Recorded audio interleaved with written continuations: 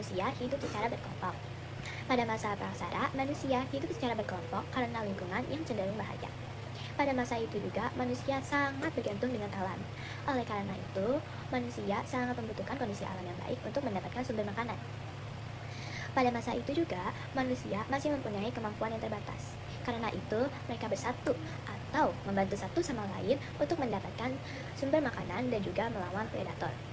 Seperti ikan arwana, buaya, dan juga titanis. Ya, kita akan beralih ke pertanyaan kedua. Apa yang dimaksud dengan kebudayaan Pacitan dan kebudayaan Ngandong?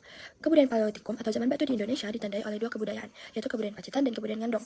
Kedua kebudayaan ini meninggalkan batu yang masih kasar dan sederhana. Kebudayaan Pacitan berasal dari daerah Pacitan, Jawa Timur, dan pertama kali ditemukan oleh G.H.R. von Koenigswald pada tahun 1935. Diduga kebudayaan ini meninggalkan peninggalan alat-alat batu berupa kapak seperti kapak genggam yang tidak memiliki genggaman dan kapak pelimbas, yang umumnya digunakan untuk berburu dan menggali umbi-umbian. Diduga, kebudayaan ini merupakan jenis dari Pleistosen Tengah dan memiliki manusia pendukung jenis Pithecanthropus erectus. Beda dengan kebudayaan Pacitan, kebudayaan Ngandong berkembang di daerah Ngandong, Kabupaten Blora, Jawa Tengah. Diduga kebudayaan ini memiliki manusia pendukung dengan jenis Homo saulensis dan Homo jacensis. Kebudayaan ini sejenis dengan Pleistosen atas. Kebudayaan ini meninggalkan peninggalan tidak hanya batu tetapi juga tulang-tulang hewan dan tanduk rusa. Kebudayaan dan alat-alat ini dibentuk menjadi penusuk ataupun belati untuk berburu hewan. Berikut ini adalah beberapa perbedaan kebudayaan Bakson, Hoabin, dan Dongson.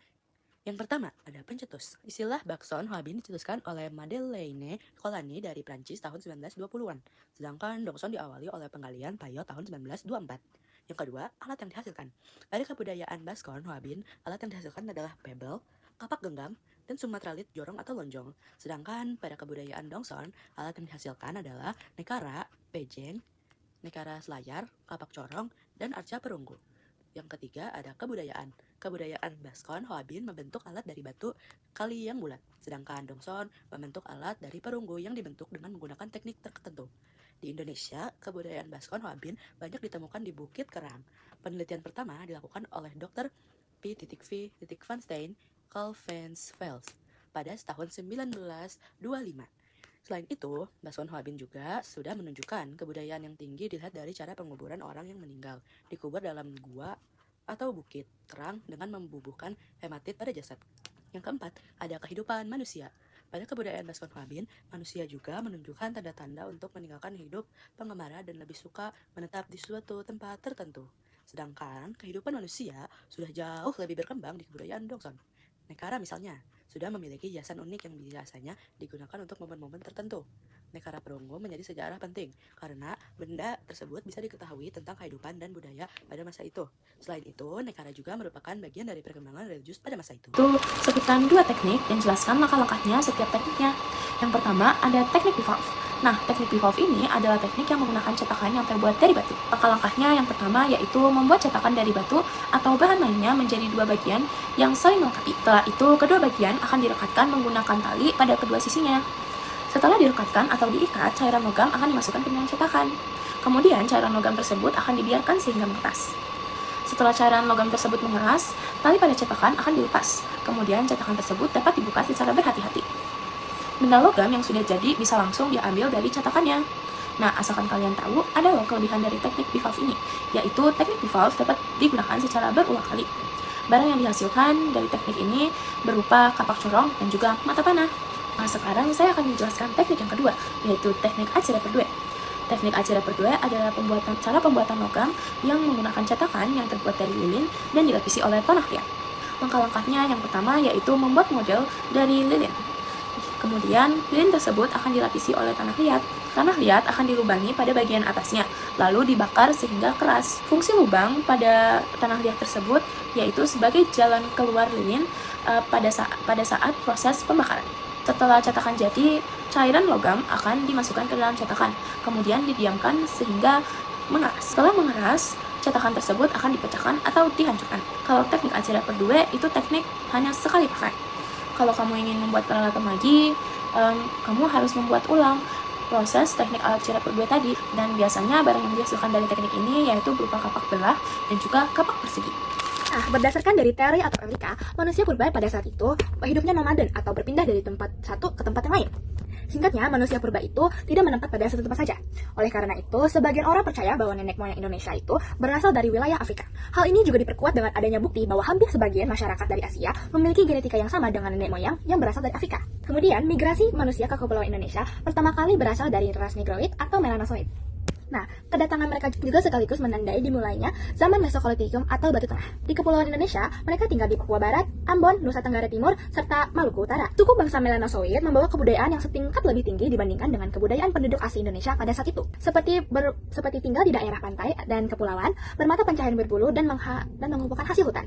Merayakan pesta adat Emaida atau pesta mencari jodoh, ikut perayaan kelahiran anak, ulang tahun, pernikahan, serta orang meninggal dunia. Dan kebiasaan memamerkan kekayaan yaitu yuwo dengan memotong babi. Kemudian ada teori Yunan. Nenek moyang Indonesia modern berasal dari Yunan Cina, didukung oleh R. von Heijden, J.H.C. Kern, J.R. Logan, J.R. Foster, Sangkut Marzuki, serta Muhammad Ali. Ada keserupaannya budaya Kapak yang ditemukan di Nusantara dan di Aceh Tengah, terbagi antara dua ras Proto-Melayu yang membawa Neolitikum dan Deutero-Melayu yang membawa budaya logam. Berasal dari satu daerah yang sama dan berbahasa campak. Menurut teori Yunan, ada 3 gelombang perpindahan atau imigrasi yang dilakukan nenek moyang Indonesia, yaitu Proto-Melayu pada 2500 sebelum Masehi, Deutero-Melayu saat 1500 sebelum Masehi, Melanosoid 70.000 sebelum Masehi, dan bangsa primitif manusia Pleistocene atau purba suku Wedoid, suku Negroid. Kemudian ada kebudayaan dari teori Yunan. Robert Baron von Heijden menjadikan beberapa peninggalan kebudayaan masa lalu untuk membuktikan teori Yunan. Misalnya peninggalan beberapa kapak, lonjong, dan persegi yang ada di Indonesia. Dua alat bantu kehidupan sehari-hari masyarakat Nusantara terdahulu ini memiliki keserupaan dengan berbagai kapak yang ada di Asia Tengah, khususnya pada bagian barat Indonesia yang ada yang menemukan sejumlah kapak Asia. Kemudian, ada pun penemuan di bagian timur Nusantara mencakup sejumlah kapak dengan bentuk yang lonjong. Kendati sedikit berbeda, kedua alat ini sama-sama terinspirasi dari kebudayaan Yunan. Kemudian ada bukti bahasa. Ahli sejarah Indonesia, Samit Mujana, mendukung teori Yunan. Dalam buku Asal Bangsa dan Bahasa Nusantara, yang pertama kali terbit pada tahun 1964 dan dirilis ulang pada tahun 2017, Samit Mujana menerangkan bukti-bukti teori Yunan dari segi kebahasaan. Mujana berpendapat satu-satunya jalur utama yang memungkinkan penyebaran penutur bahasa Australasia purba dari Yunan. Di antaranya adalah Semenanjung Malaya dan Pulau Sumatera. Lalu ada Theory out of Taiwan. Nah, teori out of Taiwan ini menyatakan bangsa Indonesia berasal dari Kepulauan Formosa atau Taiwan, didukung oleh Harry Truman Simanjuntak.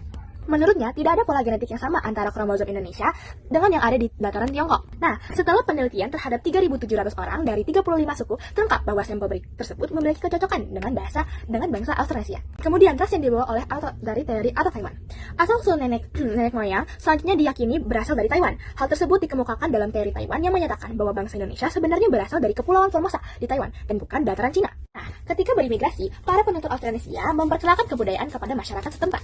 Oleh karena itu, interaksi budaya dan dalam beberapa hal, silang genetika pun tidak dapat dihindari. Salah satu budaya mereka yang paling mengaruhi adalah budaya maritim. Para penutur bahasa Australasia merupakan bangsa pelaut yang sebagian besar hidupnya di lautan dan berimigrasi dari satu pulau ke pulau lainnya. Dan terakhir, teori Nusantara.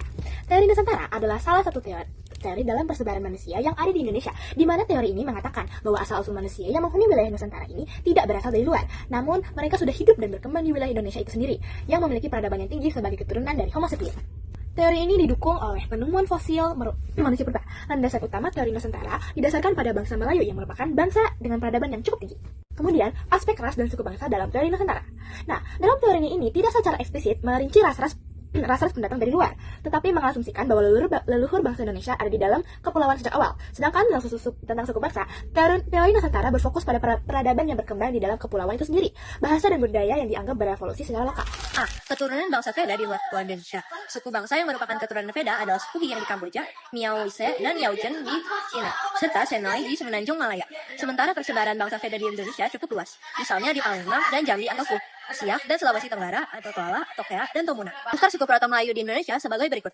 Suku Batak menempati wilayah Sumatera, suku Dayak menempati wilayah Kalimantan, suku Toraja menempati wilayah Sulawesi, suku Sasak menempati wilayah Nusa Tenggara Barat, dan suku Nias menempati wilayah Sumatera Utara. Contoh ras Melanosoid di Indonesia sebagai berikut.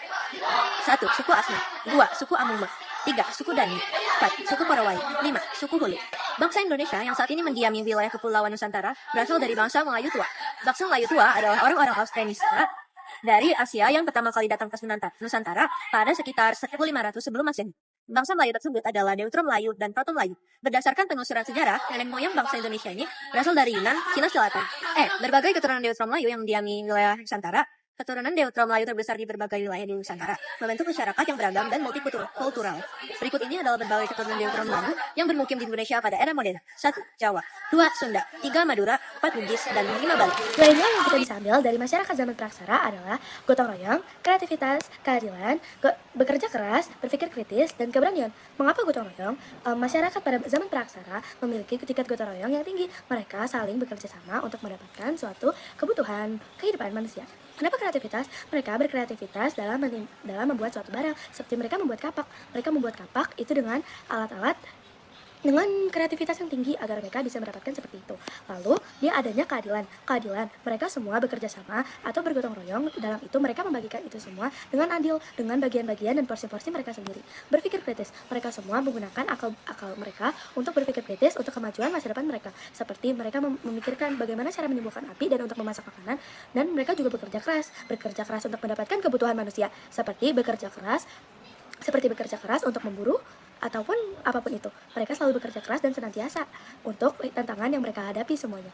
Keberanian, mereka berani untuk mengambil tindakan dan keputusan yang baik. Mereka tidak takut hasilnya seperti apa, tetapi mereka selalu berusaha dengan keberanian dengan melewati semua tantangan itu dengan keberanian. Terima kasih.